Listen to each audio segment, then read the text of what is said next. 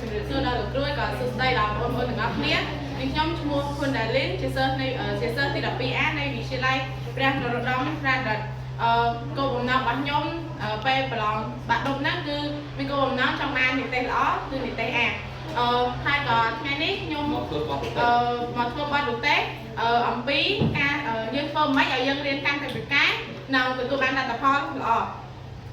កត្តាដែលធ្វើឲ្យយើងរៀនកាន់តែពូកែមានដូចជាកត្តាខ្លួនឯងកត្តាគ្រួសារកត្តាសង្គមកត្តាលោកគ្រូអ្នកគ្រូកត្តាសាលារៀននិងកត្តាគោលនយោបាយរបស់សង្គមទី1គឺយើងនិយាយពីកត្តាខ្លួនឯងដើម្បីយើងធ្វើឲ្យរៀនចេះទី1គឺយើងមានគោលដៅរបស់យើងពេលយើងមានគោលដៅទៅយើងត្រូវយើងខិតខំប្រឹងប្រែងសិក្សាហើយដើម្បីតែយើងត្រូវពេលយើងរៀនហ្នឹងយើងត្រូវបែងចែកការភាពបានច្បាស់លាស់មានវិន័យសម្រាប់ខ្លួនឯងនិង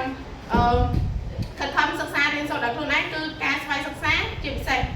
តែម្ដងបើយើងស្វ័យសិក្សាកាន់តែច្រើនគឺយើងទទួលបានចំណេះដឹងកាន់តែច្រើនទី2គឺកត្តាលោកគ្រូអ្នកគ្រូនៅពេលដែលយើងមកសាលារៀនហ្នឹងយើងមានលោកគ្រូអ្នកគ្រូចាំជួយបង្ហាត់បង្រៀនយើងនៅសាលារៀនបើយើងរៀនអត់លោកគ្រូអ្នកគ្រូវាថាយើងអត់មានមូលដ្ឋានគ្រឹះយើងឧទាហរណ៍ពេលយើងអត់ចេះកន្លែងណាចឹងទៅយើងអាចទៅសួរលោកគ្រូអ្នកគ្រូបានទី2គឺកត្តាសាលារៀនសាលារៀនគឺជាកន្លែងមួយដែលអាចឲ្យយើងទទួលបានចំណេះដឹងយើងអាចមកក្រេបយកចំណេះដឹងនៅសាលារៀនបានទី2គឺកត្តាគ្រួសាររបស់យើងក៏ពិសេសដែរក៏ជាកត្តាដែលចាំបាច់ដែរពួកគាត់តែងតែផ្ដល់ជាថវិកាក៏សម្ភារៈសម្រាប់គុតគងយើងពេលយើងមករៀនសូត្រទីហើយកត្តាមួយទៀតគឺកត្តាសង្គមតែងតែ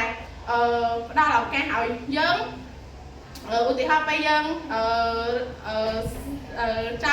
ពេលយើងប្រឡងចប់ចឹងយើងមានឱកាសក្នុងការធ្វើការងារនៅក្នុងសង្គមហើយសង្គមតែងតែលើកទឹកចិត្តឲ្យពួកយើងខិតខំប្រឹងប្រែងសិក្សារៀនសូត្រទី3គឺកត្តាចុងក្រោយនោះគឺកត្តាគោលនយោបាយរបស់ក្រសួង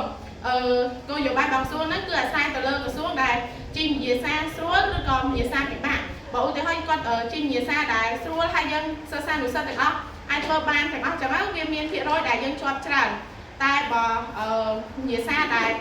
មិនសូវស្រួលគឺតឹងហ្នឹងវាថាយើងវិញ្ញាសាហ្នឹងវាអត់សូវស្រួលចឹងយើងភាគរយជាប់របស់យើងក៏រៀងធ្លាក់ដែរចំពោះកត្តារបស់ពួកខ្ញុំក៏មានតែប៉ុណ្្នឹងដែរ